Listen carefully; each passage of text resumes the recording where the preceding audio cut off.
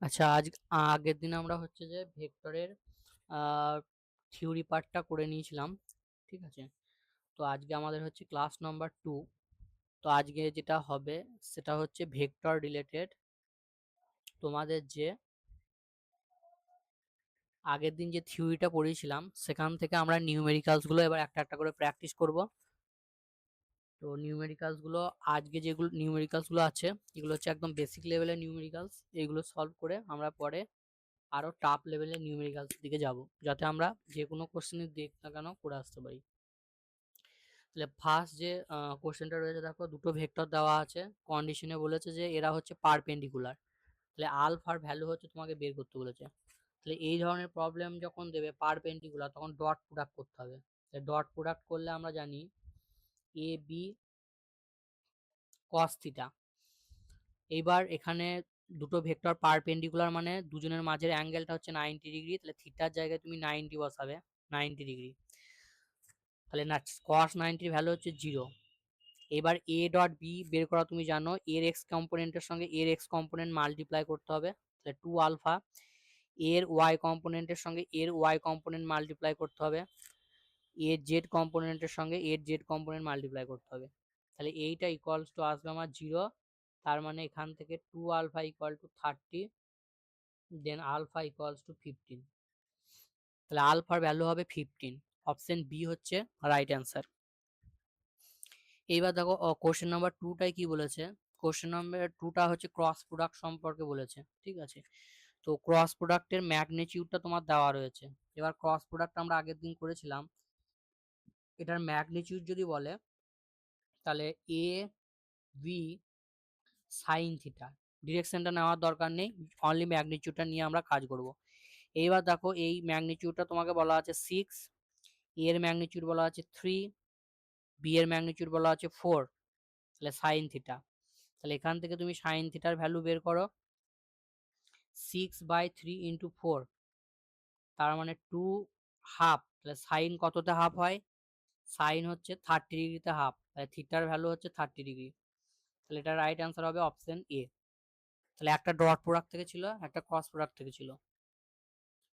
Next দেখি আমরা কি রয়েছে।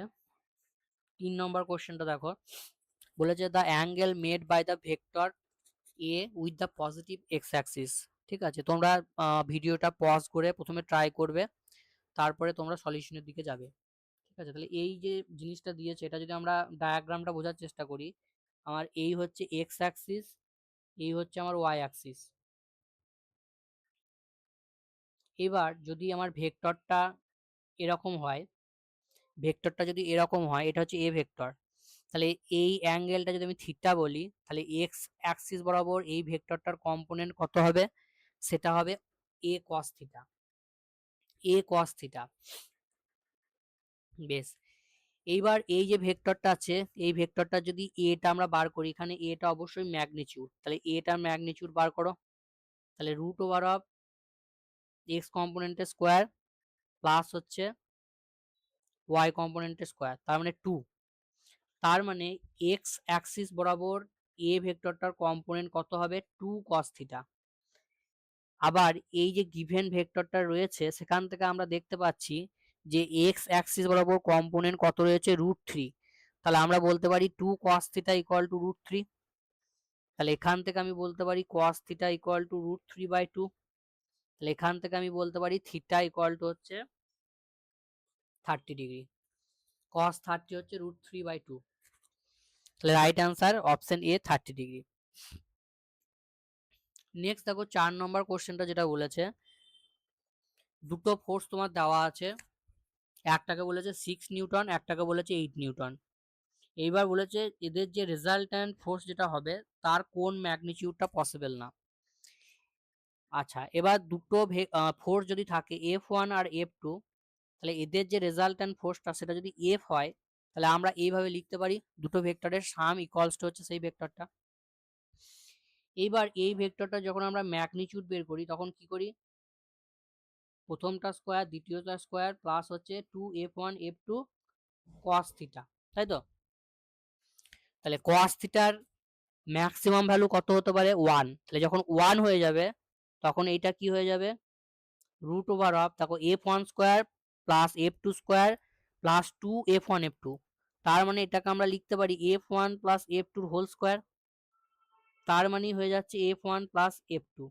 তাহলে রেজাল্ট্যান্ট ভেক্টরের ম্যাক্সিমাম ভ্যালু হচ্ছে হতে পারে দুটো ভেক্টরের সাম।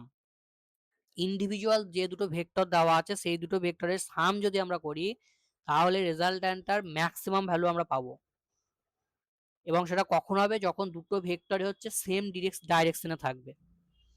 আর মিনিমামটা কখন পাবো, যখন কস থিটা হচ্ছে -1 হবে, সেটা কতক্ষণ হয় 180 ডিগ্রিতে।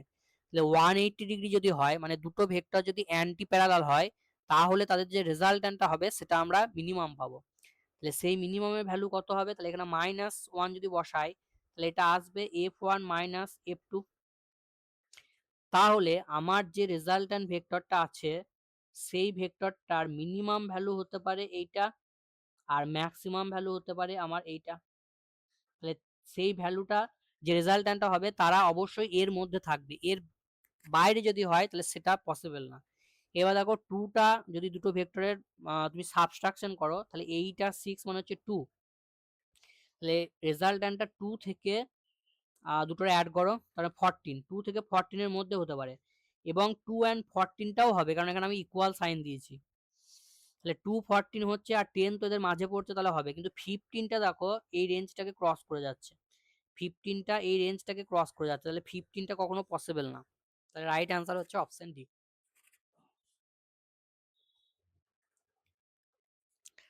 আচ্ছা, এটা খুব কমন একটা কোশ্চেন, দেখো কিভাবে করবে, এর ম্যাগনিচিউড বলেছে, তাহলে ম্যাগনিচিউড a প্লাস b এর ম্যাগনিচিউড মডের, তাহলে a square b square plus 2ab cos theta, আর a মাইনাস b এর ম্যাগনিচিউড কত, a square b square minus 2ab cos theta.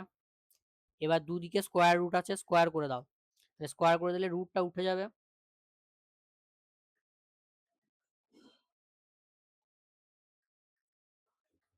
তাহলে রুটটা যদি উঠে যায় তাহলে আমি এখান থেকে এ স্কোয়ার ক্যান্সেল করে দিলাম, বি স্কোয়ার ক্যান্সেল করে দিলাম, তাহলে বলতে পারি 4ab cos theta equals to 0।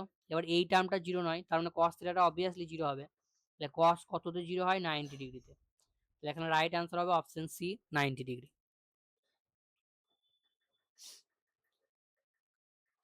Next দেখো 6, নেক্সটে 6 এর কোশ্চেনটা বলেছে কম্পোনেন্ট বের করা। তো কম্পোনেন্ট যখন বের করবে কিভাবে বলেছিলাম আগের ক্লাসটা, আমি এই জন্য বলছি ক্লাসগুলো পরপর দেখো, একটা ক্লাসও মিস করো না, তাহলে তোমাদের কনসেপ্ট বুঝতে অসুবিধা হবে। বেশ, এইবার দেখো এখানে যেটা বলেছে কার অ্যালং এ কম্পোনেন্টটা বার করতে বলেছে, বি এর অ্যালং এ, তার মানে আমি কি বলেছিলাম সেই ভেক্টরটা আর যার অ্যালং এ বলবে তার ইউনিট ভেক্টর বের করতে হবে। তাহলে বি ভেক্টরটার ইউনিট ভেক্টর যদি আমি বার করে নিই সাইডে, তাহলে সেটা কি হয়, বি ভেক্টরটা নিচেতে হচ্ছে বি ভেক্টরটার ম্যাগনিচিউড, ভি ভেক্টরটা কত আছে এটা, আর ম্যাগনিচিউড কত হবে 1 + 1 মানে √2। তাহলে এ ডট বি যদি আমরা করি,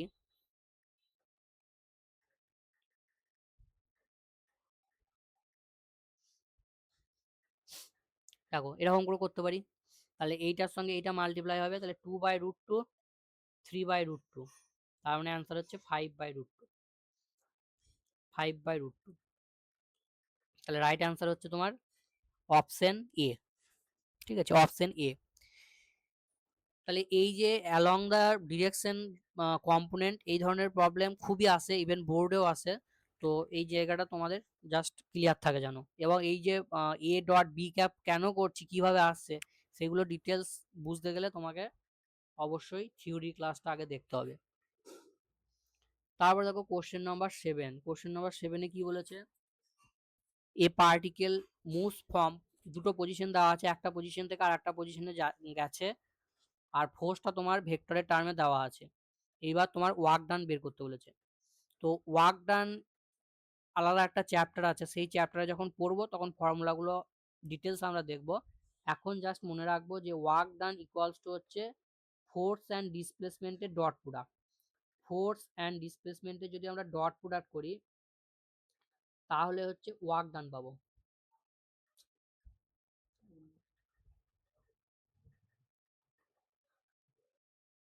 তাহলে এফ ডট আর। এবার দেখো এই যে আর ভেক্টরটা, এটা কিভাবে বার করব? এটা হচ্ছে ইনিশিয়াল থেকে ফাইনাল পজিশনটাকে আমরা সাবট্রাক্ট করব। তাহলে আমার ইনিশিয়াল পজিশন হচ্ছে, ফাইনাল পজিশন হচ্ছে আমার এইটা, ইনিশিয়াল পজিশন হচ্ছে আমরা এইটা, ইনিশিয়াল পজিশন হচ্ছে এইটা। তাহলে এইখান থেকে এটা বাদ দেবো, তাহলে কত হবে? 3i cap plus 4j cap. এখানে 5 থেকে 2 বাদ দাও 3 হবে, আর এখানে 7 থেকে 3 বাদ দাও 4 হবে। বেশ, এবার বসিয়ে দাও, এফটা তোমার দেওয়া আছে।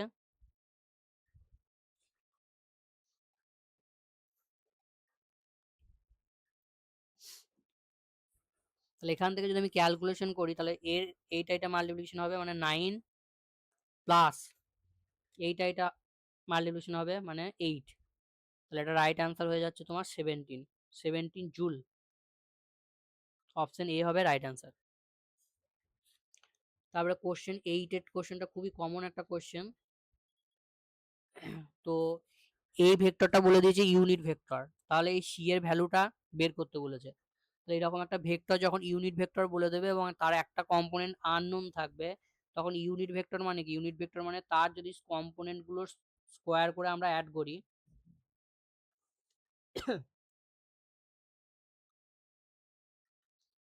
স্কোয়ার করে অ্যাড করার পর সেটা যদি স্কোয়ার রুট করি, তাহলে সেটা অবশ্যই 1 দেবে, কেননা ম্যাগনিটিউডটা ইউনিট ভেক্টরের 1 হয়। তাহলে ম্যাগনিটিউড আমরা কিভাবে বের করি? কম্পোনেন্টস গুলোর স্কোয়ার করে অ্যাড করে তার স্কোয়ার রুট। তাহলে বোথ সাইড যদি আমি স্কোয়ার করে দিই, তাহলে এটা আসছে আমার এটা,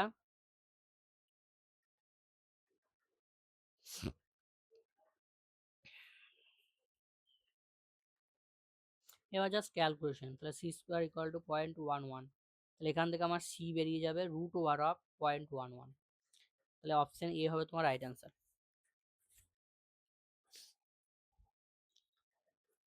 আচ্ছা, এইবার দেখো প্যারালোগ্রামের একটা অঙ্ক আছে। তো এই যে প্যারালোগ্রামের অঙ্কটা রয়েছে, প্যারালোগ্রামের অ্যাডজাসেন্ট সাইড দেওয়া থাকবে, সেখান থেকে আমরা এরিয়া কিভাবে বের করব সেটা আমি আগের ক্লাসে আলোচনা করেছিলাম। তোমাদের এক মিনিট, যতগুলো কনসেপ্ট হতে পারে আমি মোটামুটি সবগুলোই ওখানে ডিসকাস করেছি, ঠিক আছে? মানে কি কি ছোটখাটো পয়েন্ট রয়েছে সেগুলো সবই ডিসকাস করা আছে। তো এখানে দেখো যখন অ্যাডজাসেন্ট সাইড বলা থাকবে, তখন প্যারালোগ্রামের এরিয়া বের করার রুল হচ্ছে, যে দুটো ভেক্টর দেওয়া আছে অ্যাডজাসেন্ট ভেক্টর, সেই দুটোর ক্রস প্রোডাক্টের ম্যাগনিটিউডটাকে বের করতে হয়, তাই তো? তাহলে এখানে এ ক্রস বি এর ম্যাগনিটিউডটা যেটা হবে সেইটাই হবে অ্যান্সার। এবার এ ক্রস বি কিভাবে বার করবে সেটা আমি দেখিয়েছিলাম। এ ক্রস বি বের করার নিয়ম হচ্ছে আই জে কে, কম্পোনেন্ট গুলো বসাও, 3 1 4 1 -1 1, তারপর I cap bracket, J cap bracket, K cap bracket. এবার আই ক্যাপ যখন হবে তখন কি বলেছিলাম? ডান দিকটা আগে হবে, এই দিকটা আগে হবে, ডান দিকটা আগে হবে। তাহলে এইটা এটা মাল্টিপ্লাই হবে, তাহলে 1 মাইনাস এটা এটা মাল্টিপ্লিকেশন হবে, তাহলে মাইনাসে মাইনাসে প্লাস 4।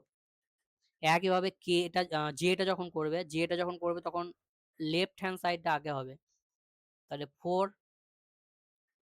-3। আর কে এটা যখন করবে তখন আবার ওই আই ক্যাপের মতো একইভাবে রাইট হ্যান্ড সাইডটা আগে হবে, তাহলে -3 -1। তাহলে এটা ক্যালকুলেশন করো, ক্যালকুলেশন করলে আমার আসছে -4 কে ক্যাপ। এবার এটার ম্যাগনিটিউড বার করতে হবে, তাহলে ম্যাগনিটিউড মানে 25 1 প্লাস হচ্ছে 16, তাহলে 26 আর হচ্ছে 16, তাহলে 42। তাহলে √42 হচ্ছে রাইট অ্যান্সার। আচ্ছা, কি ব্যাপার, সবগুলোই অপশন এ হচ্ছে? ঠিক আছে, সবগুলোই অপশন এ হচ্ছে, তাহলে এটা রাইট অ্যান্সার √42। আচ্ছা, তারপরে যে কোশ্চেনটা আছে দেখো 10 10 এর কোশ্চেনটা বেশ ভালো কোশ্চেন, অনেকেই পারবে না কোশ্চেনটা। দেখো 10 এর কোশ্চেনটা পড়ে নাও তোমরা, যে ট্রাই করো।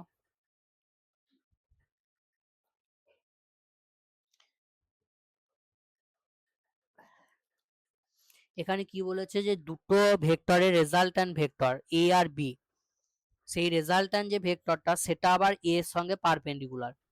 ঠিক আছে, তাহলে আমি ধরলাম যে এ আর বি এর যে রেজাল্ট্যান্ট ভেক্টর সেটা হচ্ছে আর ভেক্টর। তাহলে আমি এইভাবে লিখতে পারি R equals to A plus B. বেশ, এইবার দেখো কি কি কন্ডিশন বলা আছে, বলেছে যে আর ভেক্টরটা এ এর সঙ্গে হচ্ছে পারপেন্ডিকুলার। আর কি বলা আছে, আর ভেক্টরের ম্যাগনিটিউডটা হচ্ছে বি ভেক্টরের ম্যাগনিটিউডের হাফ, এটা বলা আছে। তাহলে আমি আর আর এর মধ্যে অ্যাঙ্গেল জানি, তাহলে এই জিনিসটাকে আমি সাজিয়ে লিখতে পারি এইভাবে, এইভাবে লিখতে পারি দেখো B equals to R minus A. বেশ, তাহলে বি এর যদি আমি ম্যাগনিটিউড বের করি তাহলে B square equals to R square plus A square minus two R A cos theta, এভাবে লিখতে পারি আমি। এবার এদের মাঝের অ্যাঙ্গেলটা আমি জানি, এদের মাঝের অ্যাঙ্গেল আর আর এর মাঝের অ্যাঙ্গেল মানে যে থিটাটা, সেই থিটাটা আমার হচ্ছে 90 ডিগ্রি। ঠিক আছে, তাহলে 90 ডিগ্রি যদি হয় তাহলে এই টার্মটা আমার ক্যান্সেল হয়ে যাচ্ছে। বেশ, এইবার বি স্কোয়ার, এখানে তোমার আর এর ম্যাগনিটিউডটা হচ্ছে বি স্কোয়ার বাই 2 প্লাস হচ্ছে এ স্কোয়ার, সরি এটা 4 হবে, বি স্কোয়ার বাই 4, এটা হোল স্কোয়ার করছে তাহলে 4 হবে এটা। তাহলে এদিকে হচ্ছে 3/4 বি স্কোয়ার ইকুয়ালস টু হচ্ছে এ স্কোয়ার। তাহলে এখান থেকে আমি বলতে পারি a ইকুয়ালস টু √3/2 বি। তাহলে এইটা আমি এ আর বি ভেক্টরের মধ্যে রিলেশনটা বের করে রাখলাম। এইবার এ ভেক্টরের সঙ্গে যে রেজাল্ট্যান্ট ভেক্টরটা আছে সেইটার অ্যাঙ্গেল যদি আমরা ট্যান আলফা বলি, তাহলে তার ফর্মুলা আমরা আগের ক্লাসে করেছিলাম যে tan alpha equal to B sine theta by A plus B cos theta, এইটা ছিল আমার ফর্মুলা। তাহলে এখানে আলফাটা কত, আলফাটা হচ্ছে রেজাল্ট্যান্ট ভেক্টরের অ্যাঙ্গেল উইথ এ, সেটা কত 90 ডিগ্রি, তাহলে ট্যান 90 ডিগ্রি, তাহলে ট্যান 90 ডিগ্রির ভ্যালু হচ্ছে আমার এটা হয়ে যাবে 1/0, মানে ইনফাইনাইট, ইনফাইনাইট হয়ে যাবে। তার মানে ইনফাইনাইট হতে গেলে এই নিচের টার্মটাকে জিরো হতে হবে, নিচের টার্মটাকে জিরো হতে হবে। তাই নিচের টার্মটাকে যদি জিরো হতে হয় তাহলে A plus B cos theta equal to আমরা জিরো বলবো। তাহলে এখান থেকে আমি কস থিটা ইকুয়াল টু বলতে পারি মাইনাস বি বাই এ। এবার এই রিলেশনটাকে ইউজ করো, এই রিলেশনটাকে যদি আমি ইউজ করি তাহলে বি বাই এ মানে হচ্ছে, বি বাই এ মানে হচ্ছে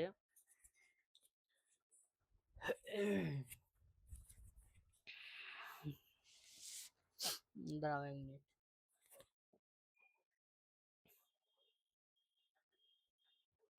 এটা উল্টে গেল নাকি এটা, হ্যাঁ, B equals to R minus এ,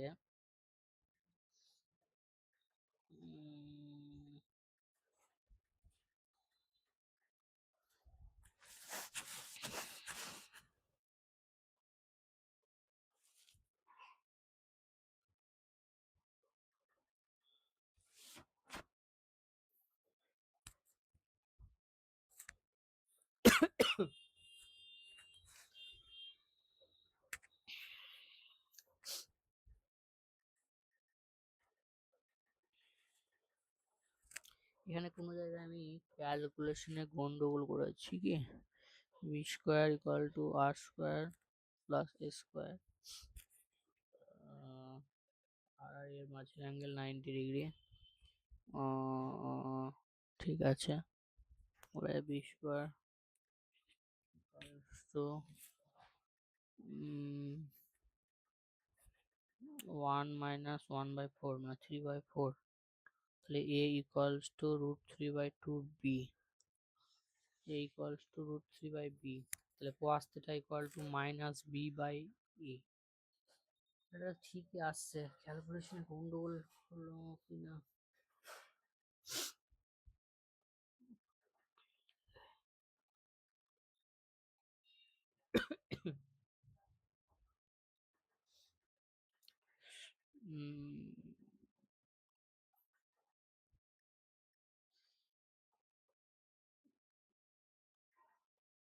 দাঁড়া আমাকে চেক করতে দাও, ওটা কোথাও আমি গন্ডগোল করেছি মনে হচ্ছে ক্যালকুলেশন করতে গিয়ে।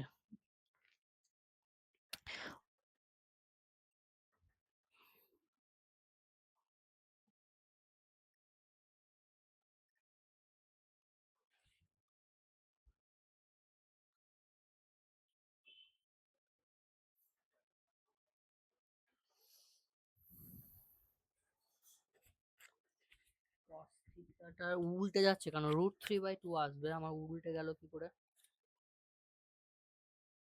ও হো হো হো, এইখানটা দেখছো ভুল করেছে, এইখানটা হচ্ছে -a/b আসবে। ঠিক আছে, -a/b আসবে। ঠিক আছে, এবার ঠিক আছে। তাহলে -a/b যদি আসে, তাহলে এখান থেকে আমার ভ্যালুটা যদি বেরোয়, তাহলে এটা হবে -√3/2। তাহলে cos থিটার ভ্যালু হচ্ছে -√3/2, তার মানে cos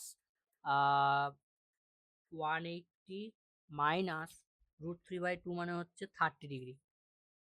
এইভাবে লিখতে পারি আমরা। তাহলে এইটা মানে হচ্ছে cos 30°, cos হচ্ছে 150। ঠিক আছে, তার মানে হচ্ছে cos 150,